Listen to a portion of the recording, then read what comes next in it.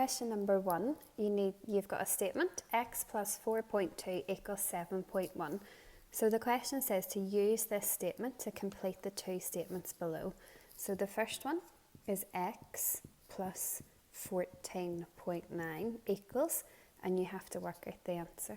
So before you can do that, you must work out the value of x. So x is whatever number plus 4.2, which gives you 7.1. So to work out what x is, you're going to use inverse operations. So you're going to do 7.1 take away 4.2, and that will give you the value of x, which is 2.9. So you now know that x equals 2.9. So down here, you can finish this calculation by replacing x with the number that you now know x is. We're going to add our decimal numbers, and we've just lined everything up in the correct columns, and our decimal point doesn't move, so pop it in. So start with your tenths. 9 plus 9 gives you 18. So carry over your 1, write down your 8. 4, 5, 6, 7 in the units, and 1 in your tens. So your first answer is 17.2. In part 2 of question 1, you've got 22.1 take away x equals, and you need to work it out. So you need to replace x with 2.9 because that's what you know x is now worth, and then you need to do your working out. So we've got your tens, your units, and your tenths. So to start with your tenths, 1 take away 9 you can't do. If you only have 1, you cannot take away 9. So you need to go into your units column, leave yourself with 1 unit, bring 1 unit over. You've now got 11 take away 9, which gives you 2. Okay, don't forget your decimal point. We've now got 1 take away 2, which again we cannot do, so we need to go to our tens. Okay, leave 1 10, bring 1 10 over.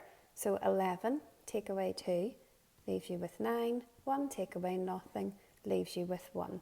So the answer to part 2 of number 1 is 19.2. Question 2, you've got a square. Each of the sides are 4.5 centimetres long. You had to work out an accurate value for the area, and you had to write your answer as a decimal or as a fraction. Okay, so the way I did it was I looked at the full squares first of all. So 1, 2, 3, 4, 5, 6, 7, 8, 9, 10, 11, 12, 13, 14, 15, 16 full squares. Each of these are half a square. So I counted those together, 17, 18. Okay, I went up here, looked 19, 20, because these are half a little square. So 20 full squares. And then this little bit up in the corner here is a quarter. So you could write the answer in 2 ways. You could write 20.25 or 20 and a quarter. In question 4, you've got a graph that shows Mrs. Vaughan driving home to the school to collect her daughter. Okay, and she spends some time at school and then drives home. So at 2 o'clock, she leaves and she makes her journey to school. Whenever this part goes straight, she's not moving because you can see that her distance from home is staying exactly the same. Okay, and then this is where she travels from school to home. So the first question says, how long did Mrs. Vaughan spend at the school? So if you have a wee look here, put your X there and your X there. If you go down, she arrived at 2:15 p.m. Go down again, she left at 3. So from 2:15 to 3 p.m. is 45 minutes, and that's the answer to the first part of question 4. Okay, so question 5 is also related to the graph. It says, how far is it from their home to school?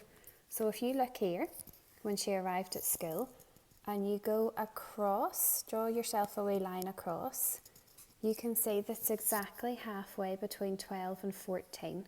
So halfway between 12 and 14 is 13. So the distance from their school is 13 kilometres. In question number 6, you've got 2 temperatures. You've got the temperature in Madrid and the temperature in Moscow, and you need to work out the difference between the two. So the best way to do it is to draw yourself out a wee quick thermometer. From 0 up to 13 is 13 degrees. From 0 down to -8 is 8 degrees. So you need to add those two together. So 13 plus 8 gives you 21 degrees centigrade. Your answer for question number 6. Question number 8, you've got some information about a family and going on a journey. So every hour they travel, their car uses 9.6 litres of petrol. So you need to work out how many litres it uses in 8 hours. So a very straightforward multiplication calculation. 9.6 times 8, so start off with our tenth. 6 times 8 is 48. So pop your 8 down, your 4 gets carried over.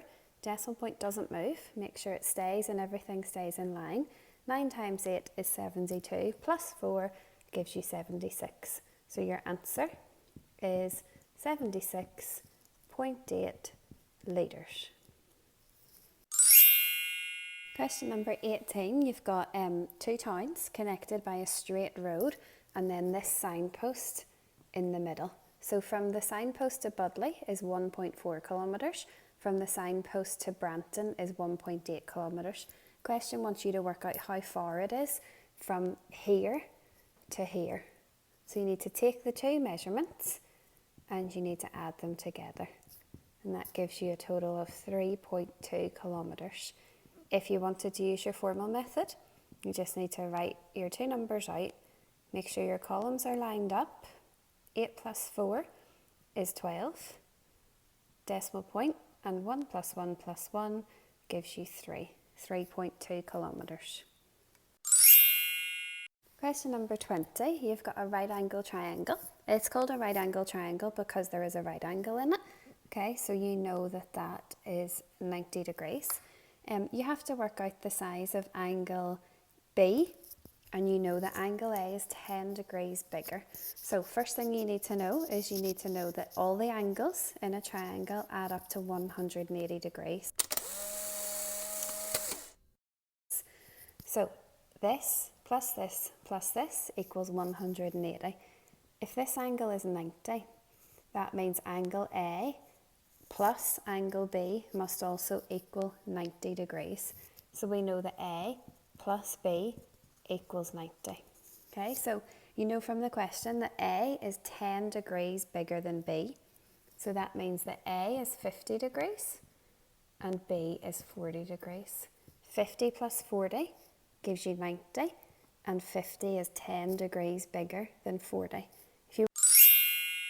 Question number 23, you've got some patterns. Okay, the length of the side in each of the square tiles is 1 centimetre.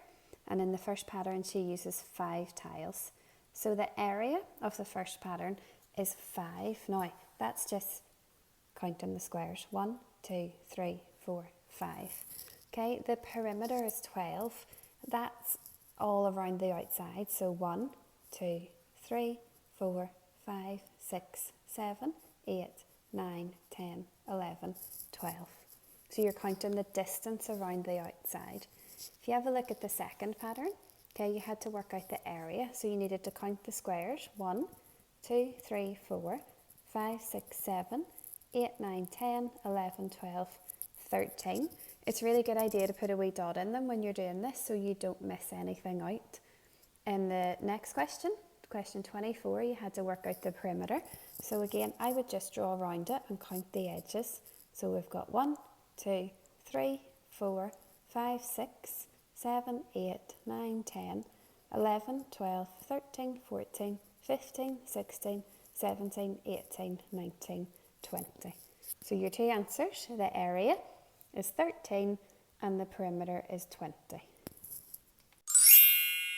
You've got a rectangle divided into squares and it says what percentage of the rectangle is shaded. So there are 20 squares altogether and they're 1, 2, 3, 4, 5, 6, 7, 8, 9, 10, 11, 12 shaded.